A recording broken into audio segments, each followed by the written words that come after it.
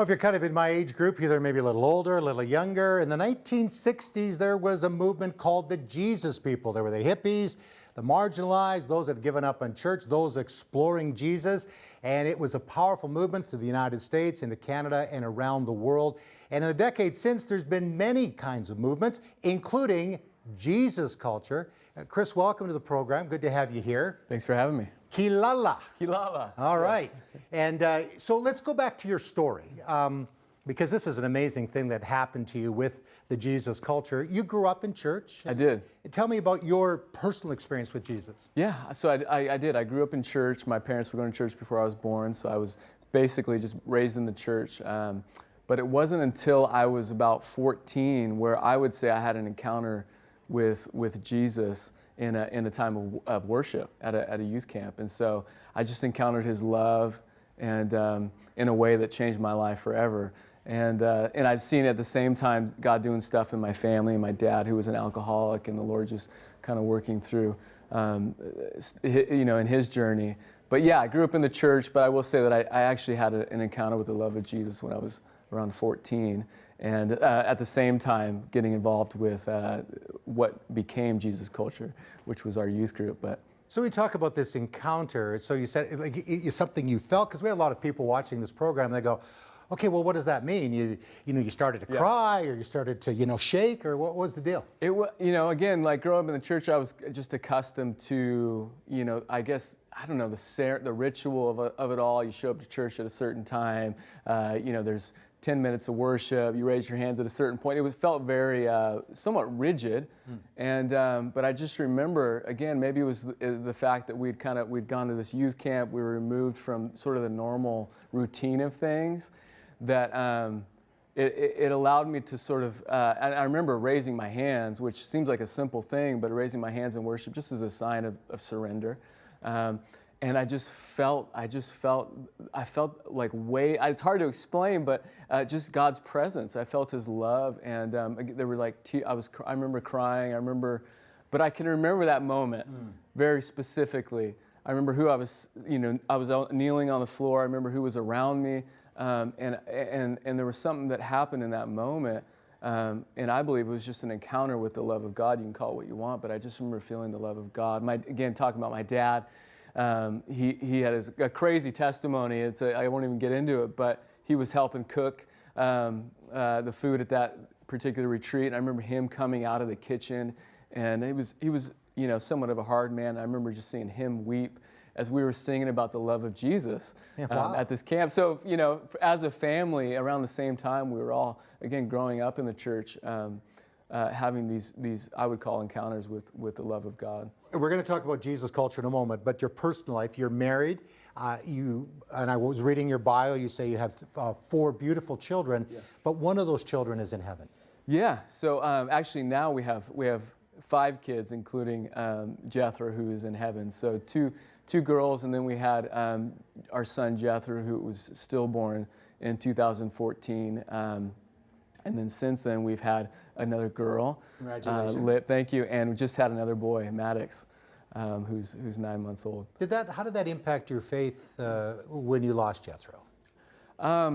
So for us, okay, so just a quick story, the story behind it. We were celebrating Thanksgiving, which you guys are aware of. Yeah, we have ours a little earlier in October, you're in November, yeah. So it was around Thanksgiving, and we were up visiting some friends in Redding, California, which is where I'm originally from. And my wife said later that night, I haven't felt him kick or anything. So we kind of, I would sometimes sing to him. So I was trying to move her belly and sing, and we just weren't getting any response. So we went to the hospital, went to the emergency room, and just kind of, we were like, surely he's fine. He's just, And so, but we get there and we find out there's no heartbeat, and the doctor basically confirms that. And so he says, you can go back to Sacramento and deliver there, or you can kind of go home and take the night and think about it. We decided to deliver in Redding, and so he was at about 33 weeks gestationally. So we were believing that God would do a miracle. We've heard stories of that, and so we were really praying that God would do a miracle and step in, and that he would, his heart would come back and would start beating, and of course, because she had to deliver, and just like normal.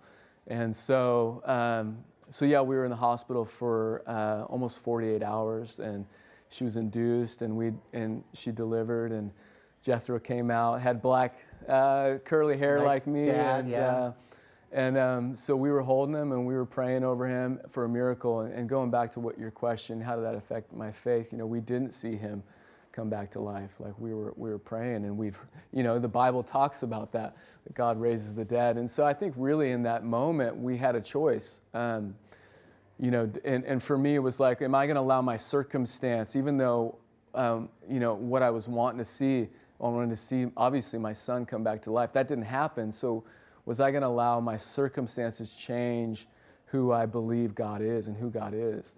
And my wife and I, we both had a choice in that moment, even in the hospital room as we're holding our son, that are we going to still believe that God is who he says he is? And really it came down to that. And so our response, even though it was not easy, was really, yeah, God, you are the God of miracles. You are the God who raises the dead. And you are the God that even though our circumstances didn't quite turn out the way we had hoped, we're still going to believe that you're good. We're still going to believe that you're our comforter, and that you're with us. And that certainly, I believe God didn't take our son away from us. I think believers or not, people still like to blame God when things don't always go, how we had planned.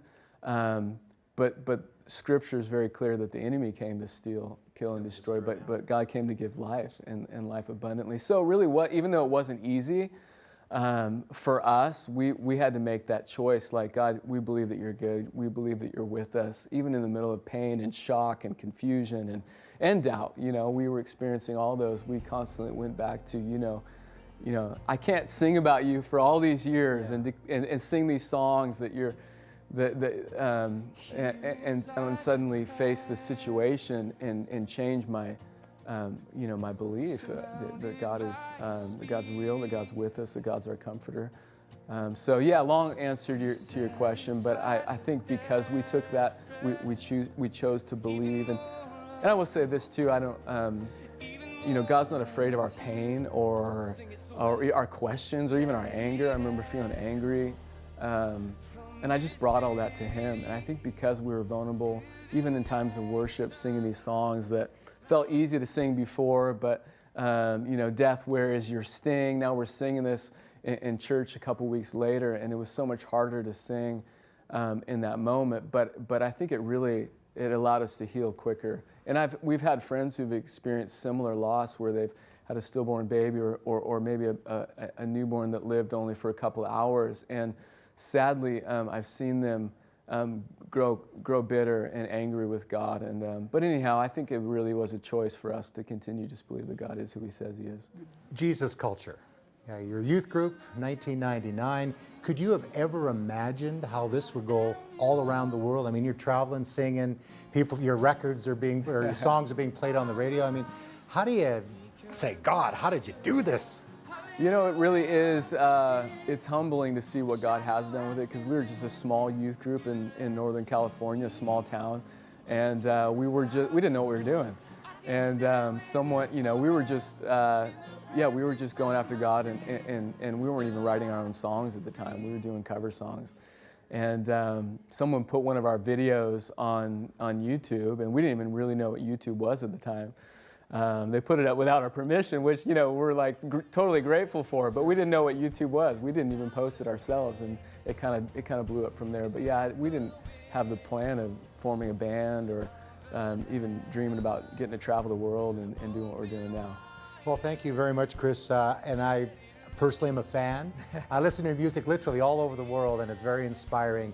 And it's and your humility too. So keep doing what you're doing. Appreciate that. And we're all living in the Jesus culture, and we want to make an impact for Jesus. Yeah. So again, thank you for all you're doing. Thanks for having me. All right, we'll be back with more 100 Huntley Street right after this.